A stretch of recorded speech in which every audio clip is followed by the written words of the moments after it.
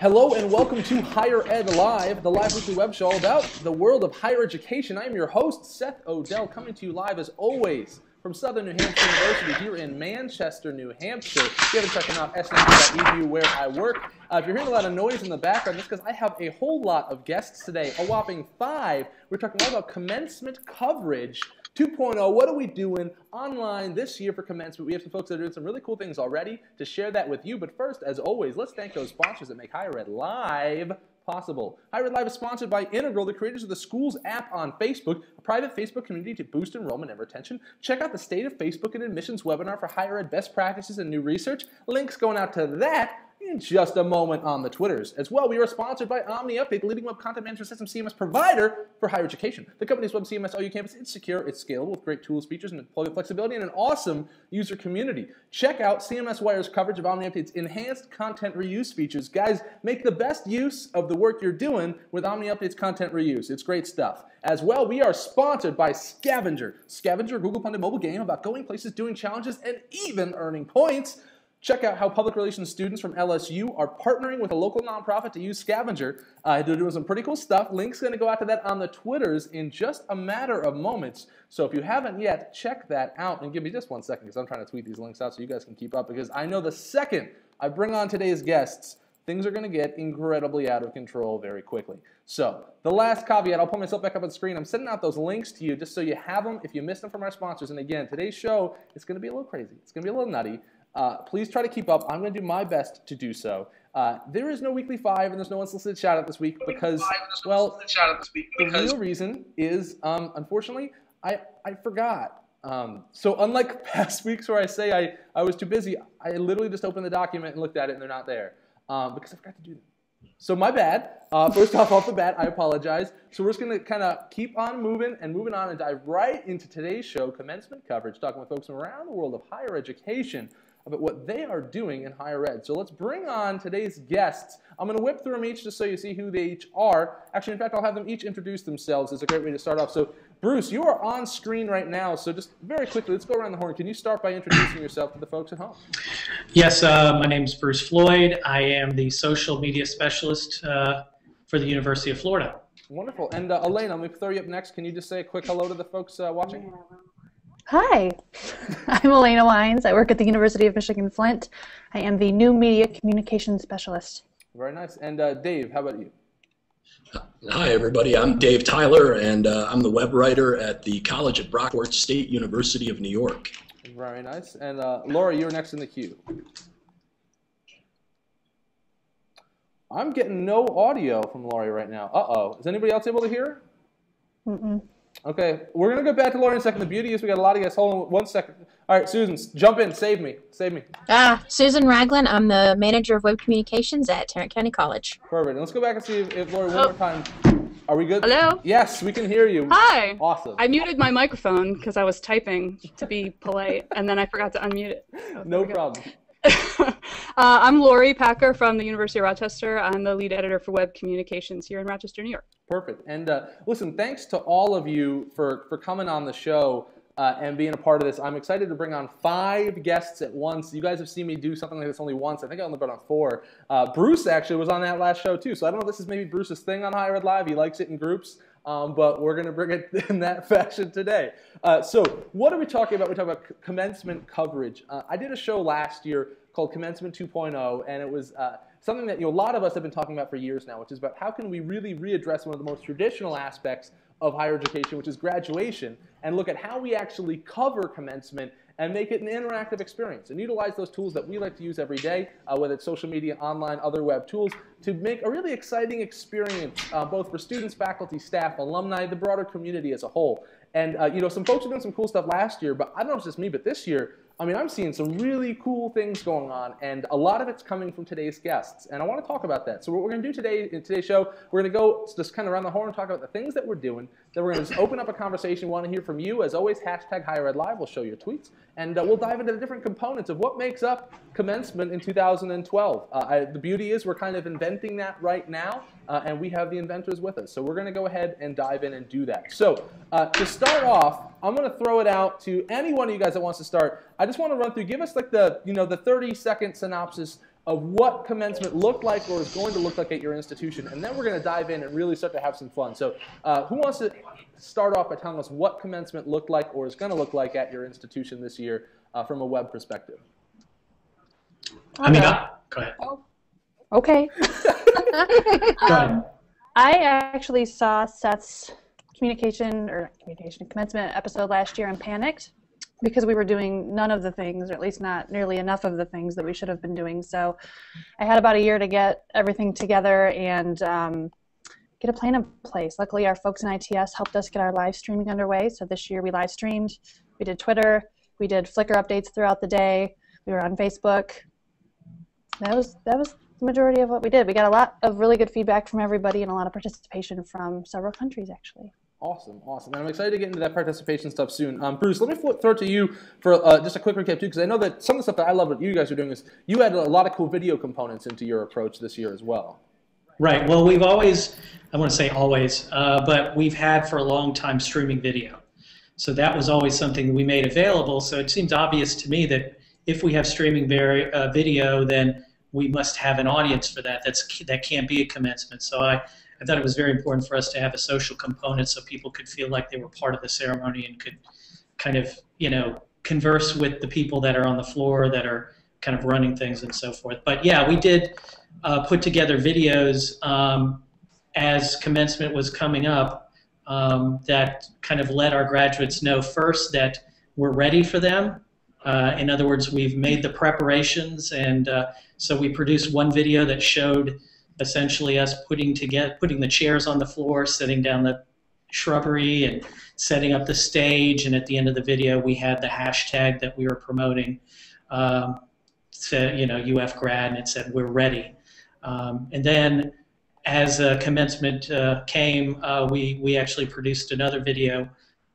It was a concept that I came up with, and we're working with a video group in our College of Journalism, and they did an exceptional job of kind of seeing my idea through. Basically, we wanted to create a video that said that, that we're proud of you, and essentially congratulations. For me, it was like, how do we create a video that's kind of a, if an organization can hug you and say, great job, that's what I was going for. And so that's, in essence, what we gave was kind of a video gift to our graduates, and so far it's been pretty well received. Very cool, very cool. I'll tweet out the link to that. Please do. Dave, what was the main components of kind of what the approach that you guys had? I got to say, I'll pull up while I can talk. The presentation you guys did was beautiful. I mean, just the design and everything behind it looked really, really nice this year.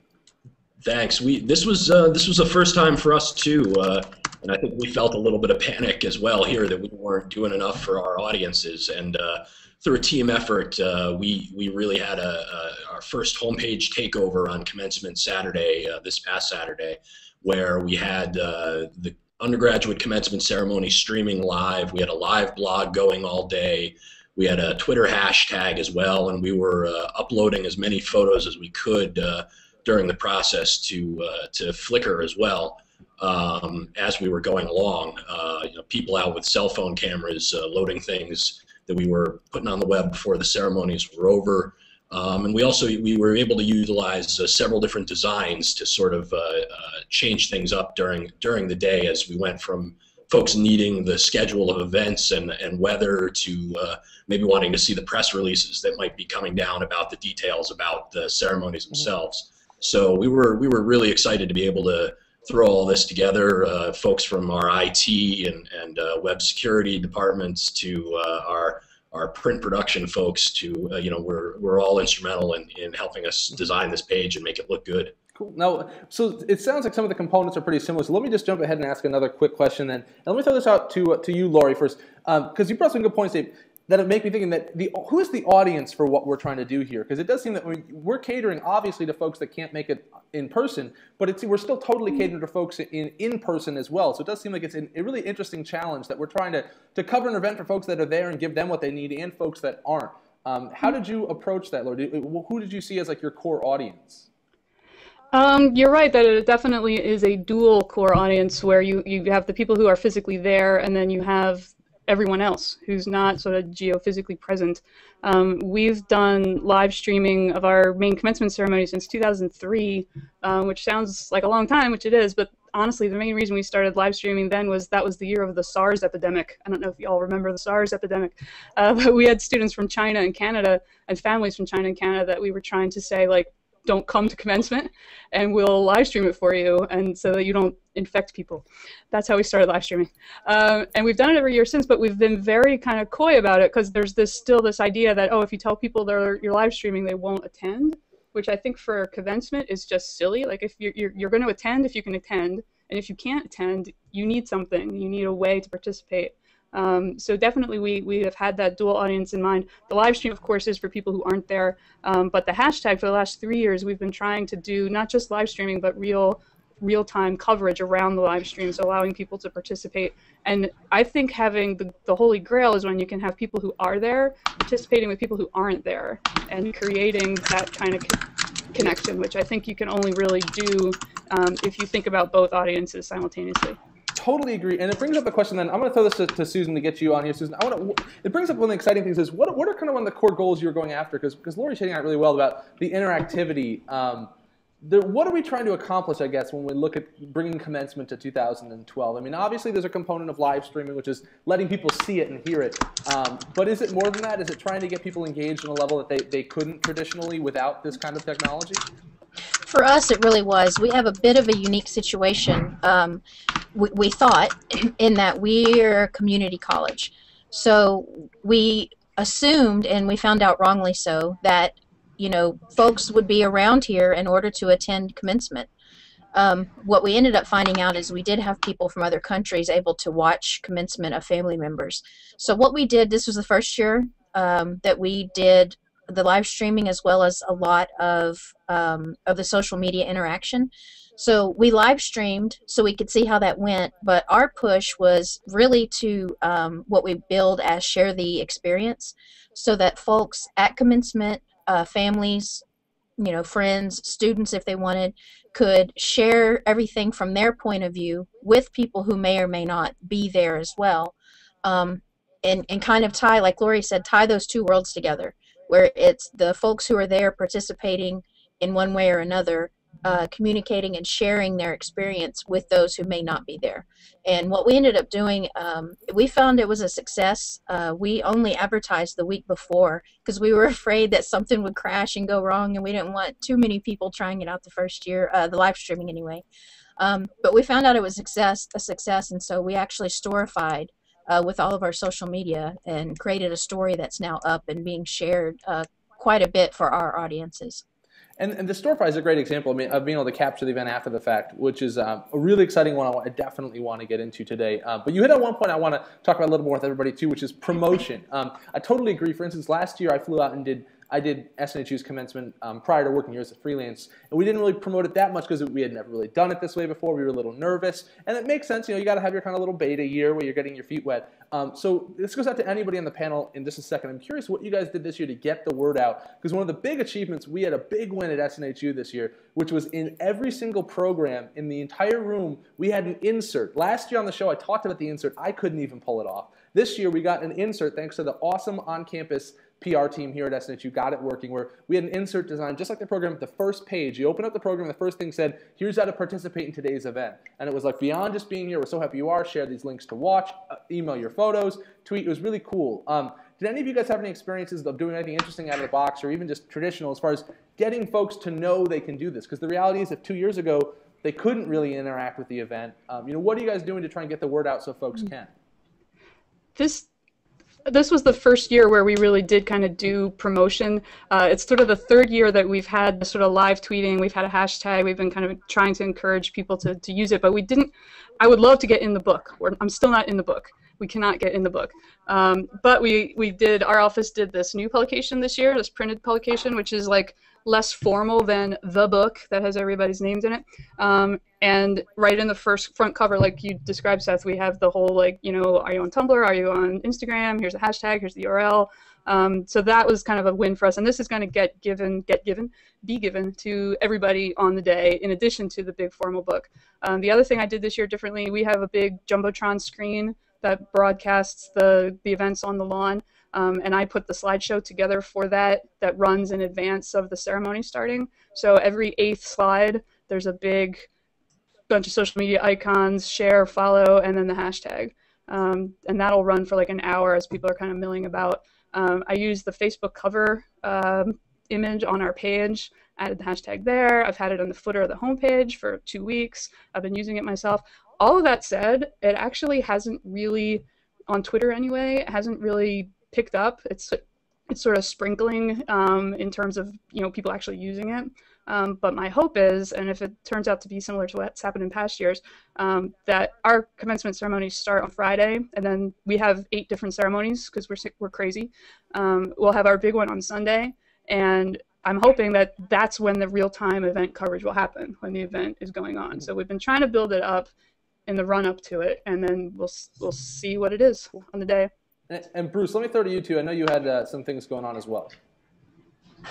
Well, what we ended up doing is a little bit of brainstorming in terms of, how can we connect with the graduates? What kind of ways do the people that run commencement and graduation, how do they contact the students to make sure that they get their cap and gowns and do all the things they need to do in order to be able to walk? And so what we ended up doing is connecting with them through we have essentially like a newsletter that goes out to the students every Monday, and we made sure to get included on that to talk about the hashtag and kind of explain to them what it was. There's also a commencement page on the registrar site. I had to go in front of the commencement committee to even get approval for that.